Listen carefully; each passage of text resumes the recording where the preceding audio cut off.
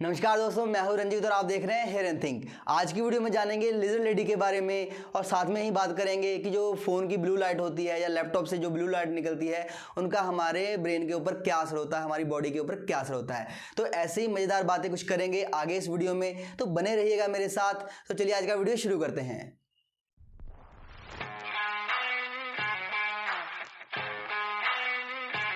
तो जरा सोच के देखो कि आप कोई ब्यूटी ट्रीटमेंट करवाते हो और वो जो ट्रीटमेंट है वो गलत निकल जाए तो क्या होगा।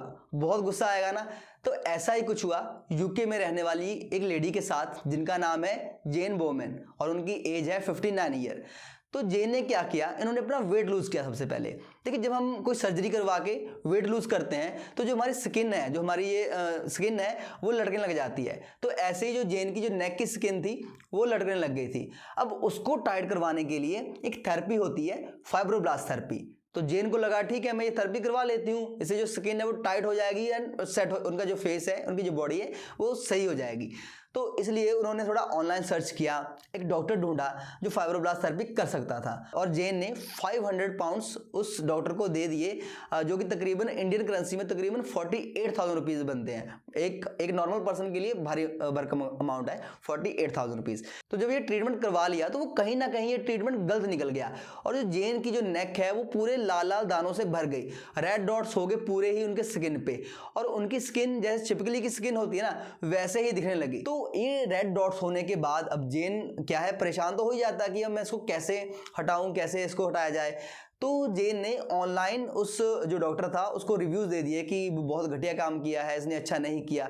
और यहाँ पर मजे की बात पता क्या है, यूके पुलिस ने जेन को कांटेक्ट किया और जेन को कहने लगी कि आप क्यों हरास कर रहे हो उस डॉक्टर को। लेकिन जैसे जेन ने रिव्यू पोस्ट किए थे तो उनके सपोर्ट में काफ़ी सारे लोग खड़े हो गए कि हाँ हमने भी इस डॉक्टर से ऐसे करवाया था, लेकिन इसका जो ट्रीटमेंट है वो भी उनके साथ भी कुछ ऐसा ही हुआ, उनका ट्रीटमेंट गलत ही हुआ। तो अब जेन ने जाके जो केस है वो फाइल किया है उस डॉक्टर के खिलाफ। तो यहां पर मेरी एडवाइस है कि अगर आप कुछ ऐसा ट्रीटमेंट करवाने जा रहे हैं तो देख लें कि उसका क्या इफेक्ट होगा आपकी स्किन पे, इंटरनली करवा रहे हैं या एक्सटर्नली करवा रहे हैं तो क्या उसका आपकी बॉडी पे इफेक्ट होगा। और जो बंदा कर रहा है उसके बारे में जान ले, उसकी हिस्ट्री जान ले, क्या वो एजुकेटेड है, क्या उसको इतना एक्सपीरियंस है कि वो अच्छे से कर सकता है। तो अब हम जानते हैं कि जो ब्लू लाइट है उसका हमारी बॉडी पे क्या इफेक्ट होता है। देखिए, हम फोन देखते हैं, हम टीवी देखते हैं तो उससे ब्लू लाइट निकलती है। ज़्यादा टाइम देखते हैं तो उसका बुरा असर होता है। पहली बात तो हमारी आइज पे ही होता है कि जो नज़र है वो कमज़ोर हो जाती है और उसका और बॉडी पे क्या असर होता है अब उसके बारे में डिस्कस करते हैं। हुआ क्या कि एक टीम है, उन्होंने चूहों पे रिसर्च किया। उन्होंने क्या किया, एक चूहों के 6 चूहों के 3 ग्रुप बना दिए, 6 चूहों का एक, 6 चूहों का दूसरा एंड 6 चूहों का तीसरा। और 6 चूहों को एक जो पहला ग्रुप था उनको एक नॉर्मल लाइट में रखा गया, जो नॉर्मल ब्लू लाइट नहीं, जो नॉर्मल लाइट होती है उसमें रखा गया।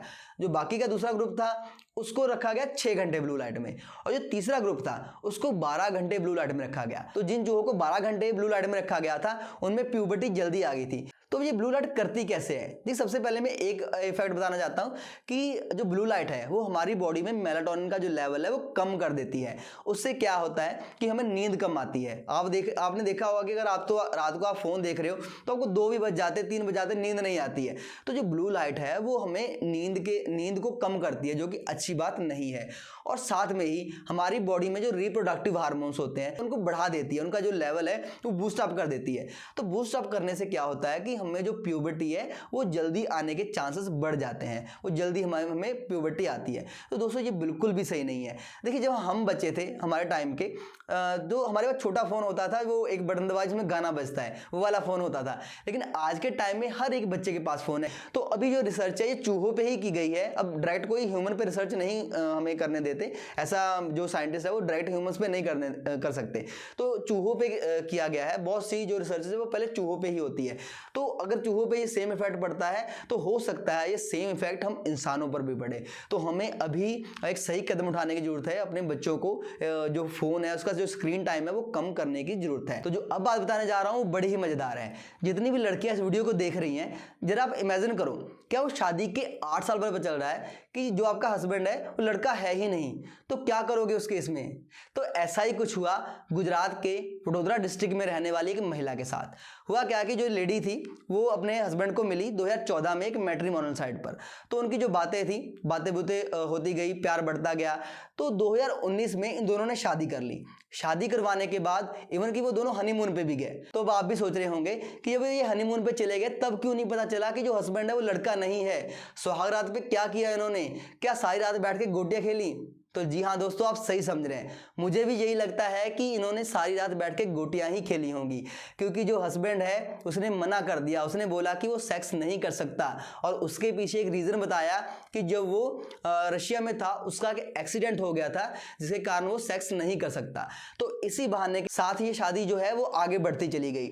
तो हुआ क्या कि अब 2022 में जो हस्बैंड है उसने वाइफ को बोला कि वो कोलकाता जा रहा है एक माइनर सर्जरी करवाने के लिए, और कोलकाता जाके उसने अपना जेंडर चेंज करवा लिया। मतलब कि हस्बैंड अब पूरा लड़का बन चुका है। लेकिन जब वहाँ से वापस आया तो उसने वाइफ के साथ अननेचुरल सेक्स करना शुरू कर दिया, और उसको धमकी देने लगा कि अगर वो किसी को बताया तो वो उसको जिंदा नहीं छोड़ेगा। उसको धमकियाँ देने लगा। देखिए, ये एक लेवल आता है, हर एक की ज़िंदगी में एक ऐसा टाइम आता है जब पानी सर से ऊपर उठ जाता है, और वहाँ पे कोई ना कोई एक्शन लेना ही पड़ता है। तो ऐसा ही वाइफ ने किया। उसने जाके पुलिस में कंप्लेन कर दी, तो जाके ये जो मामला था वो सारा सामने आया। तो अगर इस पूरे मामले पे मैं अपनी ओपिनियन दूं, देखिए ट्रांसजेंडर होना कोई बुरी बात नहीं है। हर एक पर्सन को अपनी नॉर्मल लाइफ जीने का हक है। लेकिन अगर आप किसी से शादी कर रहे हो, अब किसी रिलेशन में जा रहे हो, तो कम से कम उस पर्सन को इसके बारे में बताना बहुत जरूरी है। अगर नहीं बता रहे हो तो आप फ्रॉड कर रहे हो, आप चीट कर रहे हो उस पर्सन को। अगर आप बता दोगे और उसके बाद वो पर्सन आपको एक्सेप्ट करता है, तो वो दोनों के म्यूचुअल डिसीजन से होगा, दोनों की म्यूचुअल कंसेंट से होगा कि हाँ, हम दोनों एक दूसरे के पास आ रहे हैं अपने एक फ्री माइंड से, एक फ्री विल से। इसमें कम से कम धोखा तो नहीं होगा। आपकी बॉडी में, आपके जो मन में शांति तो बनी रहेगी। तो अगर आप नहीं बता रहे हो तो ये बहुत गलत बात है। तो अगर मैं वाइफ का पॉइंट ऑफ व्यू डिस्कस करूं तो मैं ये कहना चाहता हूं कि बहन, आपने इतना टाइम क्यों लगा दिया? एक डिसीजन लेने को 8 साल क्यों लगा दिए? देखिए, जब आपको पता चल गया था, जब आपको सुहाग रात में पता चल गया था कि जो आपका हस्बैंड है वो सेक्स नहीं कर सकता, तो आपको वहीं पे जो मैरिज है उसको कैंसिल कर देना चाहिए था, उसको छोड़ देना चाहिए था। देखिए, जो सेक्स है ना, वो आपकी जो मैरिड लाइफ है उसको जोड़ के रखता है। और ऐसा भी नहीं कि सेक्स ही सब कुछ है, एक प्यार जो होता है वो भी एक बहुत इंपॉर्टेंट रोल प्ले करता है। लेकिन यहाँ पर जो एक मेन चीज़ है वो है धोखा। जो हस्बैंड है उसने धोखा दिया। अगर उसके बताने के बाद भी जो वाइफ है उसको एक्सेप्ट करती तो उसमें कोई भी बुराई नहीं थी। आप बिना सेक्स करके अगर अपने हस्बैंड के साथ रह सकते हो तो उसमें कोई दिक्कत वाली बात नहीं है। लेकिन जो हस्बैंड है उसने बताया ही नहीं, और जब आपको पहले ही दिन पता चल गया कि हस्बैंड ने धोखा दिया है, तो आपको तभी डिसीजन लेना चाहिए था, क्योंकि पता नहीं आगे जाके क्या होगा। जब इतना बड़ा आप लाइफ का धोखा दे सकता है तो उसमें विश्वास करने जैसा कुछ है ही नहीं ना। तो जो एक रिलेशन है वो विश्वास से ही बनता है। जब आपने विश्वास का पहला ही जो स्टेप है वही नहीं चढ़ पाए तो आगे आप क्या करोगे? तो आपको वहीं पे जो मैरिज है उसको तोड़ देना चाहिए था और अपनी जिंदगी में आगे बढ़ना चाहिए था। दोस्तों, ऐसे जो फैसले होते बड़े सोच समझ के लेने पड़ते हैं। तो इस पूरे मामले पे आपका क्या व्यू है मुझे कमेंट करके जरूर बताइएगा। तो आज की वीडियो बस इतना ही। तो चलिए मिलते हैं नेक्स्ट वीडियो में।